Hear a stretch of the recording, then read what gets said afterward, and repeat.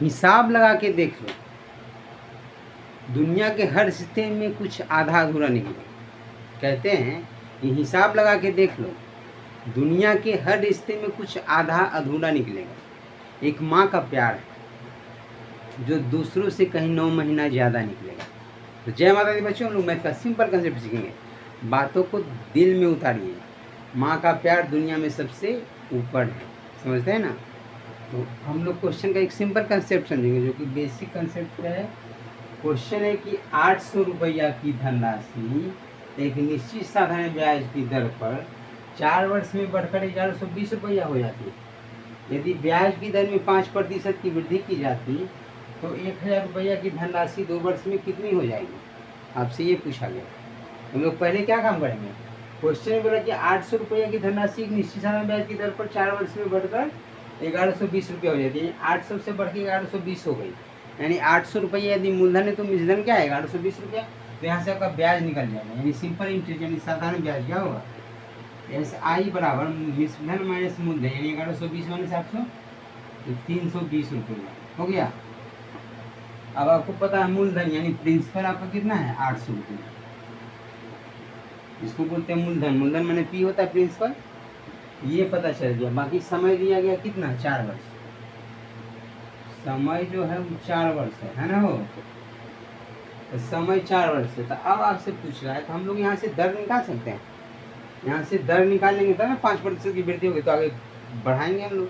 तो पहले दर निकाल लेते हैं, लेकिन दर निकालने का सिंपल तरीका ये नहीं है। इसके अलावा हम आपको बताएं कि नहीं बताएं। अगर हम यहाँ से दर परसेंट डायरेक्ट पहले निकालते क्या करते, 320 रुपये का ब्याज मिला कितना पे 800 पे, अब गुणे 100 कर लेते, ये परसेंट SI निकल जाता है। परसेंट SI जो होता है इंटू T% होता है। तो 320 बटे 800 गुणे 100, यहाँ से 2 जीरो कैंसिल, 832 यानी 40%। 40% क्या आ गया SI, परसेंट SI साधारण ब्याज की दर टोटल आ गया। मतलब परसेंट SI जो होता है R इंटू T% होता है, यानी दर इंटू टाइम। तो दर इंटू टाइम यानी दर और समय को मिला के 40% होता है, जबकि हमको पता है कि समय 4 वर्ष है। यहाँ समय कितना दिया गया था 4 वर्ष। तो अगर समय 4 वर्ष है तो हमको यहाँ से दर कितना निकल जाएगा, दर बराबर लिख सकते हैं 40 बटे 4 यानी कितना 10%। R इंटू T है 40%, जबकि T दिया गया 4 वर्ष तो R कितना 40 बटे 4 यानी 10%। अब हमको दर पता चल गया कि दर क्या है 10% था। लेकिन अब क्वेश्चन में बोल रहा है यदि ब्याज की दर में 5% की वृद्धि की जाए तो 10% तो पहले था ही, लेकिन अब 5% बढ़ा दिया गया। तो न्यू जो दर हो गया, न्यू दर बराबर कितना 10 + 5 यानी कितना 15%। अब ये दर हो गया। अब बोला गया कि 1000 रुपया की धनराशि 2 वर्ष में कितना हो जाएगी। तो समय यहाँ कितना दिया गया, समय भी 2 वर्ष, समय है 2 वर्ष। अब मूलधन कितना 1000 रुपया, ये जो 1000 रुपया यही तो मूलधन है आपका। मूलधन बराबर 1000, मूलधन में प्रिंसिपल, इसको ध्यान रखना है, इन्हीं कंफ्यूजन है। ये मूलधन 1000 रुपया। तो आपसे पूछा कि 2 वर्ष में कितनी हो जाएगी, कितनी हो जाएगी मतलब क्या है, साधारण ब्याज नहीं पूछ रहा आपसे, मूलधन प्लस ब्याज मिला के कितनी हो जाएगी ये आपसे पूछ रहा है। तो आपको निकालना क्या है मिश्रधन। तो पहले देख रहे थे कि परसेंट SI क्या होगा, यहाँ परसेंट SI देखेंगे तो R इंटू T% यानी 15 गुणे 2 कितना 30%। ये 30% क्या आ गया आपका परसेंट SI। अगर 30% को फ्रैक्शन में बदल देंगे तो क्या होगा 30 बटे 100, एक जीरो कैंसिल 3 बटे 10। अब देखिए 3 बटे 10 जो आ गया फ्रैक्शन में हम क्या करेंगे कि अगर हमसे सिंपल इंटरेस्ट पूछता तो मूलधन का 3 बटे 10 निकाल देते, ये आपको निकल जाता सिंपल इंटरेस्ट यानी साधारण ब्याज। लेकिन आपसे पूछ रहा है कि राशि क्या हो जाएगी, यानी आपसे मिश्रधन पूछ रहा है।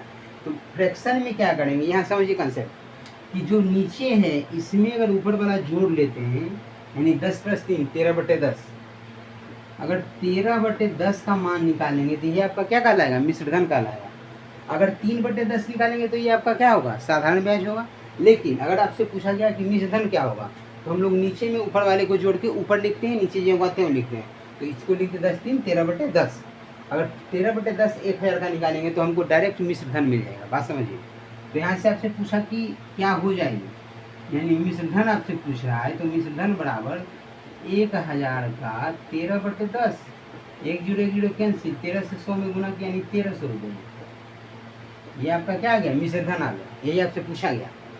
तो पहले हमको क्या पूछा गया था कि पहले तो हमको दर निकालना था कि क्वेश्चन बोलेगा कि 800 रुपये की धनराशि एक निश्चित साधारण ब्याज की दर पर 4 वर्ष में बढ़कर हो जाती है 1120 रुपये। तो 4 वर्ष में अगर 1120 हो जाती है तो उसमें क्या बोला कि इंटरेस्ट कितना हुआ, 800 से 1120 हो गया यानी 320 रुपया। ये 320 रुपया इसको साधारण ब्याज के रूप में मिल रहा है, जबकि प्रिंसिपल 800 रुपया है, समय 4 वर्ष है। तो यहाँ से हमको क्या निकालना है, दर निकालना है। तो दर निकालने का सिंपल सा तरीका बताए थे क्या, एक तो बेसिक फार्मूला बचपन में पढ़े हैं, उसको पढ़ के बना के तो बोर हो गए हैं। ब्याज गुने 100 बटे मूलधन गुने समय करेंगे तो इससे तो दर निकलेगा ही निकलेगा। लेकिन ये भी तो सीखिए कि ये 320 का ब्याज मिला कितना पे, 800 पे। तो 320 बटे 800 अब गुने 100 करेंगे तो दर निकल जाएगा, यानी ई परसेंट ऐसा ही निकल गया। R/T%, जिसको भी बोलते हैं दर गुने समय जो करते हैं वही RT% होता है। तो ये 40% निकल गया। हमको टाइम पता था कि 4 वर्ष है, तो दर कितना हुआ, परसेंट SI बटे टाइम, यानी यहाँ से निकल गया 10%। 10% उसका दर आ गया। अब हमको पता चल गया कि उस समय उसका दर रहा होगा 10%। अब बोला गया कि यदि ब्याज की दर में 5% की वृद्धि की जाए तो 10% तो पहले था ही, अब उसमें 5% बढ़ गया तो 10 5 15% हो गया। अब बोला गया कि मूलधन जो था 1000 रुपया, अब 1000 रुपये की राशि कितनी हो जाएगी। हमको पता है कि 1000 रुपया मूलधन है, 2 वर्ष टाइम है और दर है 15%। तो 15% दर है, समय 2 वर्ष, तो परसेंट ऐसा कितना R/T%। तो 15 गुने 2 कर लिए यानी 15 गुना 30%। अगर आपसे पूछता क्या कि SI क्या होगा तो 3/10 से गुना कर लेते। 30% का मतलब फ्रैक्शन में होगा क्या, 3/10 होगा ना। अब 3/10 से गुना करेंगे तो हमको मिल जाएगा SI। लेकिन SI हमसे नहीं पूछा कि मिश्रधन यानी क्या होगा, 2 वर्षों के बाद वो धनराशि कितनी हो जाएगी, मतलब वो मिश्रधन क्या होगा। तो फ्रैक्शन का मीनिंग आपको बताना है कि मिश्रधन के सेंस में जब भी बोला जाए तो नीचे में ऊपर वाले को जोड़ के ऊपर लिखते हैं, नीचे जो का त्यों लिखते हैं। तो 10 3 13/10, यानी जब भी 1000 मूलधन है उसका 13/10 निकालेंगे तो हमको डायरेक्ट मिश्रधन मिल जाएगा। तो इस तरीके से मिश्रधन आपका 1300 रुपया आपका मिश्रधन आ गया। तो इस तरीके से इजी में आप समझ गए। फिर हम लोग मिलते हैं नेक्स्ट वीडियो में नेक्स्ट के साथ। तब के लिए थैंक यू सो मच।